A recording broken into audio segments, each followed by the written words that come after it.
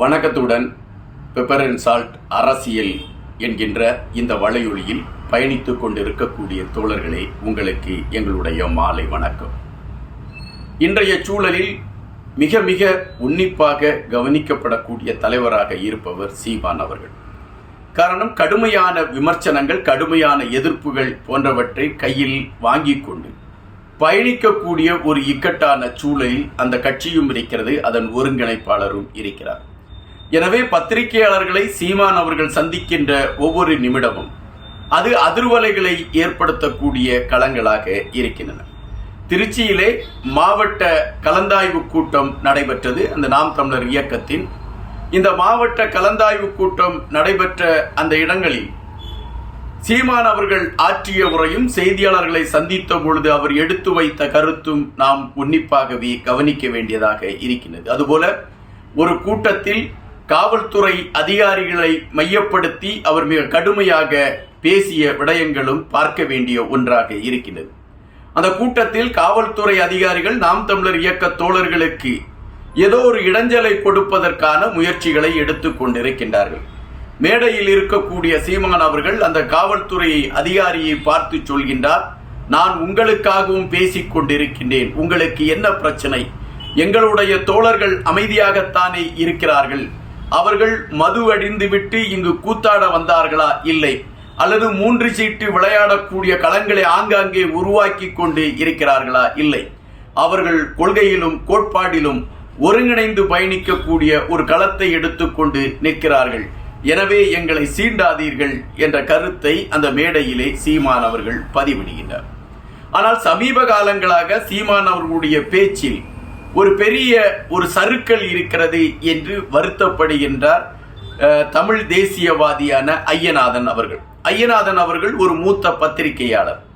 இவர் அரசியல் களங்களில் வெகு காலமாக பயணித்துக் கொண்டிருக்கக்கூடியவர். தமிழ் தேசியத்தை மையப்படுத்திய அரசியல் களம் வளர வேண்டும் என்கின்ற எண்ணப்பாட்டில் பயணிக்கக்கூடிய ஐயநாதன் அவர்கள் ஒரு ஊடகத்திற்கு அவர் செவி வழி செய்தி ஊடகத்திற்கு அவர் பேட்டி ஒன்றை கொடுக்கின்றார். அந்த பேட்டியிலே அவர் குறிப்பிடுகின்ற ஒரு கருத்து நாம் இங்கு உன்னிப்பாகவே பார்க்க வேண்டியதாக இருக்கிறது.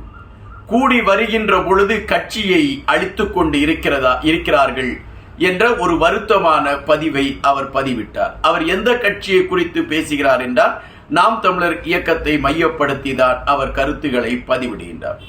சமீப காலங்களாக அவர்கள் பேசுகின்ற தடித்த வார்த்தைகள், அவர்களால் உபயோகப்படுத்தப்படுகின்ற மொழியியல்கள், இவைகள் அனைத்துமே அந்த கட்சிக்கு ஒரு இக்கட்டான நிலையை உருவாக்கி கொண்டு இருக்கிறது என்பதை அந்த கட்சியின் முதன்மை தலைவர் உணர வேண்டும் என்பதை நான் வருத்தத்தோடு பதிவிடுகிறேன் என்று ஐயநாதன் அவர்கள் குறிப்பிடுகின்றார். இன்னொரு விடயத்தையும் மிக தெளிவாக அவர் குறிப்பிடுகிறார். அது என்னவென்றால், ஒரு மாவட்ட காவல்துறை அதிகாரியோடு, அது காவல்துறை கண்காணிப்பாளரோடு ஒரு மாநில கட்சியின் தலைவர் மோதலை தொடர்ந்து கொண்டிருக்கிறார் என்கின்ற விடயம் என்ன சொல்வதென்றே தெரியவில்லை. மாநில ஒருங்கிணைப்பாளருக்கு அந்த கட்சியை வளர்க்க வேண்டும், கட்சி சார்ந்த நிகழ்வுகளை நோக்கி பயணிக்க வேண்டும் என்கின்ற பல வேலைகள் இருக்கிறது. அதை விட்டுவிட்டு ஒரு மாவட்ட காவல்துறை கண்காணிப்பாளருக்கு எதிராக அறிக்கைகள் கொடுப்பதும், அவரை சீண்டுவதும், அவருக்கு எதிராக தன்னை ஒரு காட்டிக்கொள்வதற்கு முனைவதும் ஒரு நாகரிக அரசியலா என்கின்ற கேள்வியை ஐயநாதன் அவர்கள் எழுப்பியிருக்கின்றார். நாம் தமிழர் இயக்கத்திற்கு எதிராக செயல்படுகிறார், நாம் தமிழர் இயக்கத்தின் தோழர்கள் பதிவு செய்து வைத்திருந்த ஒளி பதிவுகளை அவள் வெளியிடுவதற்கு உதவி செய்கிறார் என்கின்ற எண்ணம் உங்களுக்கு இருக்கும் என்றால் நீங்கள் உடனடியாக நீதிமன்றத்தை நாடி அந்த வருண் அவர்களுக்கு எதிரான ஒரு வழக்கை பதிவு செய்திருக்கலாம்.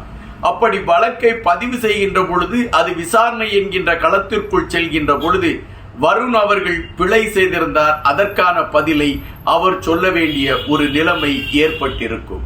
ஆனால் நீங்கள் காக்கி சட்டையை கழற்றி வைத்து விட்டு என்னோடு ஒத்தைக்கு ஒத்தை நீங்கள் மோத தயாரா என்கின்ற கேள்விகளை கேட்கின்ற பொழுது சுமார் 40 லட்சம் மக்கள் இந்த கட்சியின் வளர்ச்சியை எதிர்பார்த்து வாக்களித்திருக்கிறார்கள்.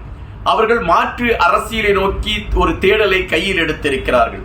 அப்படி தேடலை கையில் எடுத்திருக்கக்கூடியவர்களை நம்பிக்கையை இது சிதைப்பதாக இல்லையா என்கின்ற கேள்வியை ஐயநாதன் அவர்கள் எழுப்பி இருக்கின்றார்.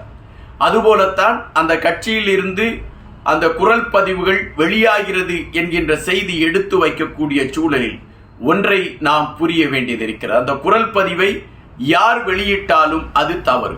காரணம், ஒரு தனிப்பட்ட மனிதன் தன்னுடைய நண்பனுடனோ தன்னுடன் தோழியுடனோ தனிப்பட்ட முறையில் அவன் கருத்துக்களை பேசுவது என்பது அவர்களுடைய தனிப்பட்ட விடயம். அதனை வெளியே கொண்டு வருவதற்கு யாருக்கும் அனுமதி அல்ல.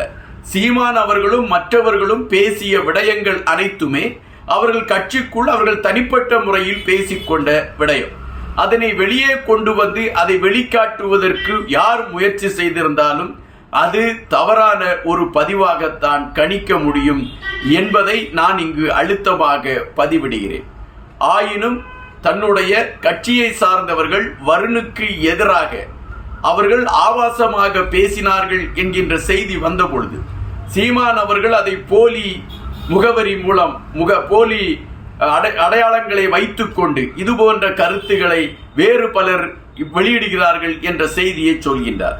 போலி முகங்களை சூடிக்கொண்டு நாம் தமிழர் இயக்கத்திற்கு எதிராக கருத்துக்களை பதிவிடுகிறார்கள் என்கின்ற செய்தியை வெளியே சொல்கின்ற சீமான் அவர்கள் அந்த போலி முகவர்களை கண்டுபிடிப்பதற்கான களங்களை எடுக்க வேண்டும் அல்லது அதற்கான முயற்சிகளை காவல்துறை எடுக்க வேண்டும் என்று ஏன் ஒரு புகாரை கொடுக்கவில்லை என்கின்ற கேள்வியை ஐயநாதன் அவர்கள் எழுப்பியிருக்கின்றனர். ஐயநாதன் அவர்கள் பேசி இருக்கக்கூடிய பெரும்பாலான கருத்துகள் உண்மையிலே அந்த களத்தின் சூழலை அறிந்து பதிவு செய்யக்கூடிய கருத்துகளாகத்தான் நம்மால் பார்க்க முடிகின்றது. திருச்சியில் தற்பொழுது நடந்து கொண்டிருக்கக்கூடிய அந்த கலந்தாய்வு கூட்டத்தில் பல விடயங்களை குறித்து நாம் தமிழர் தோழர்கள் பேசி இருக்கின்றார்கள். நாம் தமிழர் இயக்கத்தின் ஒருங்கிணைப்பாளரும் பேசி இருக்கின்றார்.